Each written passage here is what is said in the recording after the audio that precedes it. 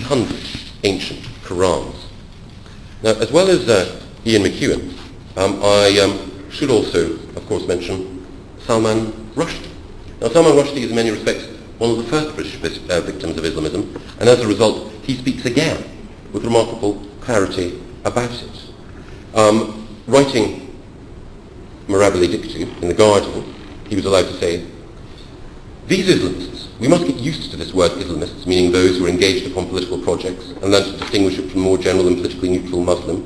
The Muslim Brotherhood, the blood-soaked combatants in Algeria, the Shia revolutionaries of Iran and the Taliban, poverty is their great helper, and the fruit of their efforts is paranoia. This paranoid Islam, which blames outsiders, infidels, for all the ills of Muslim societies, and whose proposed remedy is the closing of those societies to the rival project of modernity, is presently the fastest growing version of Islam in the world." And he went on to outline his opposition to Islamism and what required to be done. Now, there's one other novelist that I wanted to mention as well, who I can bracket with McEwan and Rushdie, not just because he's a novelist who's every bit as good, but because he's a novelist who's, if anything, even more direct, and that's Martin Amis. Some of you may have seen an interview that Martin Amis gave to The Independent last week, when various of its readers emailed questions into him. One of those questions was, "What is the most depressing thing about Britain you have observed since your return? And the best?" And he said, "The most depressing thing was the sight of middle-class white demonstrators last August waddling around under placards saying, 'We are all Hezbollah now.' Well, make the most of being Hezbollah while you can. As its leader Hassan Nasrallah famously advised the West, 'We don't want anything from you. We just want to eliminate you.' Similarly, when I went on Question Time the other week, a woman in the audience, her voice quivering with self-righteousness, presented the following argument. Since it was America that supported Osama bin Laden when he was fighting the Russians, the US armed forces, in response to September the 11th, quotes, 'should be dropping bombs on themselves,' end quotes. And then the audience applauded. It is quite an achievement. People of liberal sympathies, stupefied by relativism, have become the apologists for a creedal wave that is racist, misogynist, homophobic, imperialist, and genocidal. To put it another way, they are up the arse of those that want them dead." Now, that's one good reason why Martin Amis is a novelist, and I am a politician, because he can say things like that.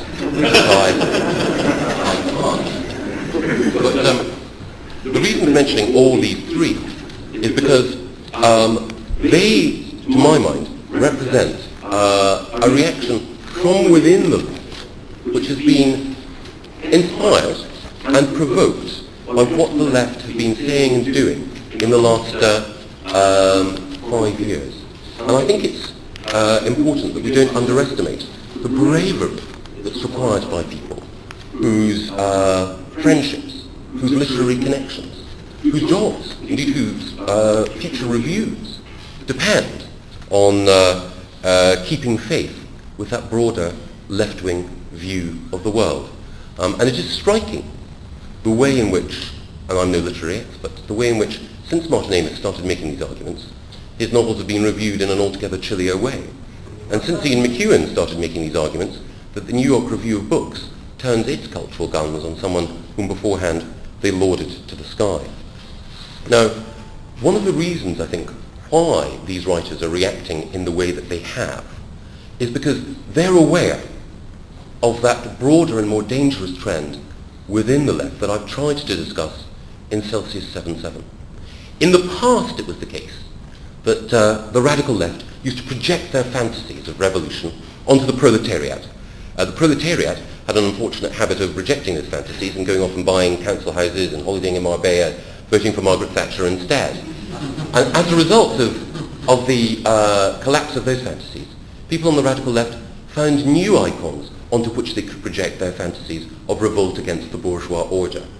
And they started out by romanticizing rebels in the Third World Liberation Movement, hence Che Guevara on 1,000 T-shirts and bedroom walls. And sometimes, again I have to be fair, that projection of ardor onto Third World revolutionary struggles wasn't entirely wrong.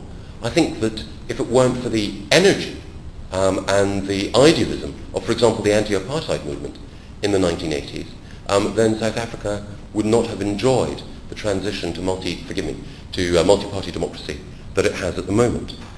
But one of the problems that the left fails to acknowledge generally, for all these individuals whom I've cited are sufficiently clear-sighted to see, is that that romanticization of third world liberation movements has morphed into something altogether darker. The belief that my enemy's enemy is automatically my friend. And so therefore anyone who stands in opposition to American power, to globalization, to the West and to the bourgeois order is automatically to be supported or idealized. And that's why we had individuals marching under the banner, "We are all Hezbollah now."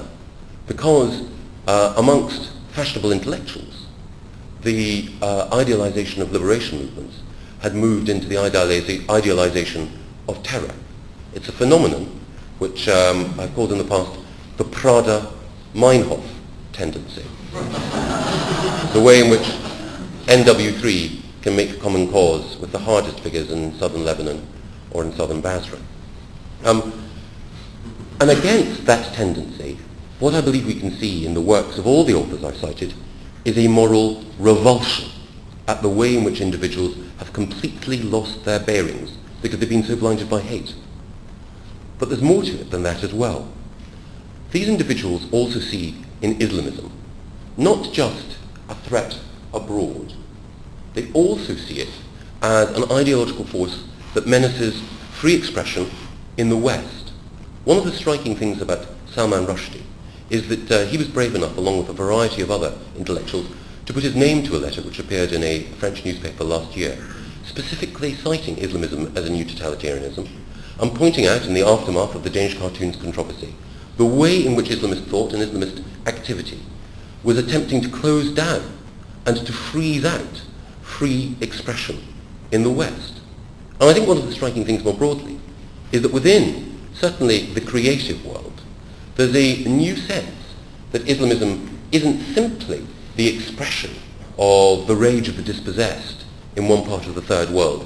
It's a potent attempt to close down free expression in the West as well.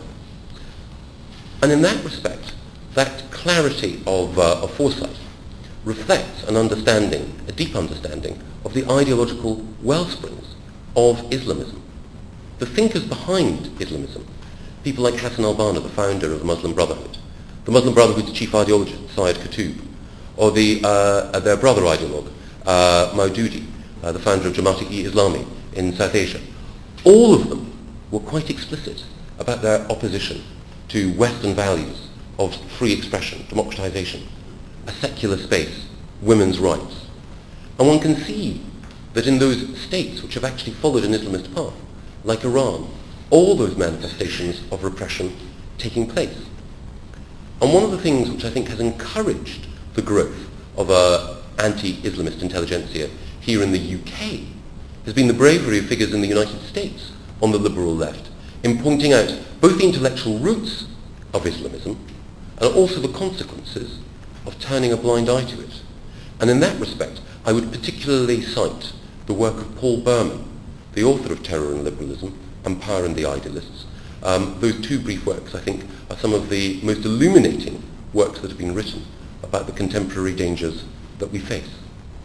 And it's intriguing that Paul Berman's name should have been prayed in aid by what I think is one of the most exciting developments in British political life in the last 18 months. So exciting that you won't have read about it in any of the mainstream newspapers, except in a brief passing reference. And that's the launch of something called the Euston Manifesto. The Euston Manifesto was a declaration by a variety of individuals on the left, politicians, journalists, intellectuals, and academics, that they were disgusted with those on the left who were making excuses for totalitarianism, for clerical fascism, and for Islamist parties and Islamist organizations that were attempting to close down free expression. And what was really interesting about the Euston Manifesto is that it reflected the sense of dispossession amongst many on the left, that their voices weren't being heard in the mainstream media or the mainstream conversations. What's really striking about it is that the person who was behind it in the first case here